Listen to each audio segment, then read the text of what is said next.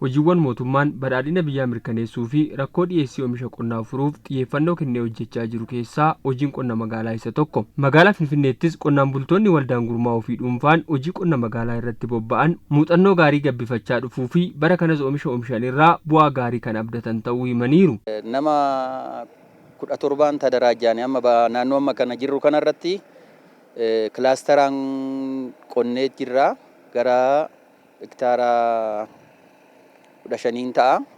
Lafti keenya kooticha ani amma akka kiyyatti xaafiidha kanan qotu baay'ee. Ani amma akka hektaara 4ti xaafii kanan qote. Hektaara irraa kuntala 25 amma 30 kan nan argadhee na abdadhe. Ani akka kootti sararaan hin qonne. Du sararaan qotame baay'ee dachaa lama wanna jedhamu jira. እኔ ቢያንስ አንድ 3 ዓመት ምናምን አልፎኛል።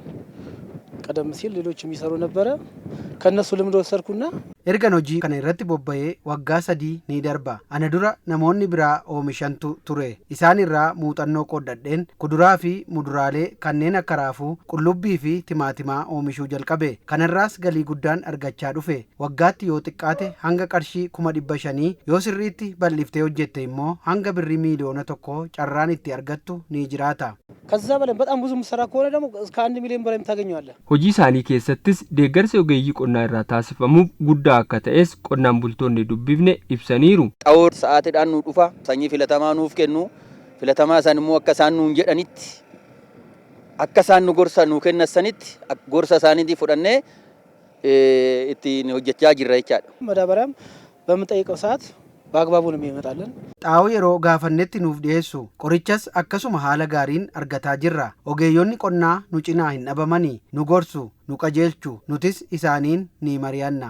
Itti gaafatamaa ittaanaa fi hoogganaan damee siyaasa paartii badhaadhinaa damee magaalaa Finfinnee obbo Alamaayyoo Ijjiguu hojiin qonna magaalaa Finfinnee yeroo gara yerootti jijjiirama guddaa agarsiisaa jiraachuu ibsaniiru. Hojiin qonna magaalaa qaala'insa jireenyaa tasgabbeessuu keessatti qooda guddaa baachuu irras darbee ilaalcha qonni magaalatti hin milkaa'u jedhus cabseeraa jedhan.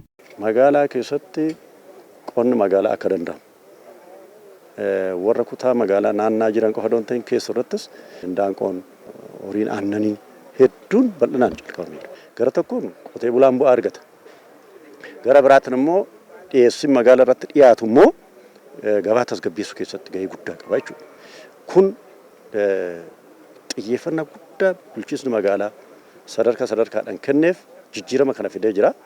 Kun ilaalcha hin danda'ama kan jedhu uumeera. Mootummaa jijjiiramaa dura miidhamni qonnaan bultoota magaalaa Finfinnee irra ture qabsoon deeggaramee mootummaa kana aangootti fide kan jedhan obbo Alamaayyoon ammatti mootummaan qonnaan bulaa magaalaa Finfinnee investimentii keessatti hammachiisuun fayyadamoo taasisaa waan jiruuf qonnaan bulaan magaalummaa simatuu fi itti madaqus uumamaa jira jedhan. Lafa dallalan karaa adda addaatiin irraa fudhatee qaama biraatiif dabarsu qofa doon ta'e mootummaan gaafa barbaade beenyaa gahaa kennee fi hojjechiisuu danda'a. Gara biraa nama bulchiinsi magaalaa kan godhaa jiru yoo investimentiidhaaf illee barbaade qotee bulaan sun keessatti hammatame karaa pilaanii magaalaatiin karaa karoorri bulchiinsa magaalaa barbaaduun akka hojjetamu yaadamaa hojjetamaa waan jiruuf qotee bulaan amma magaalli natti dhufe jedhee kan rifatu na odoon ta'in naaf dhufee dhufuu isaatiin nan fayyadama kan jedhu sana konfiidensii ofitti amanamummaa waan uumuufi hojii gaariidha. Magaalaa Finfinneetti oomisha waqtii qonna gannaa bara kanaatiin lafti waliigalaa hektaara 7,000 ol ta'u oomisha gosa garaagaraan uwwifamu Komishiniin Qonnaan Bultootaa fi Misooma Qonna Magaalaa Finfinnee beeksiseera.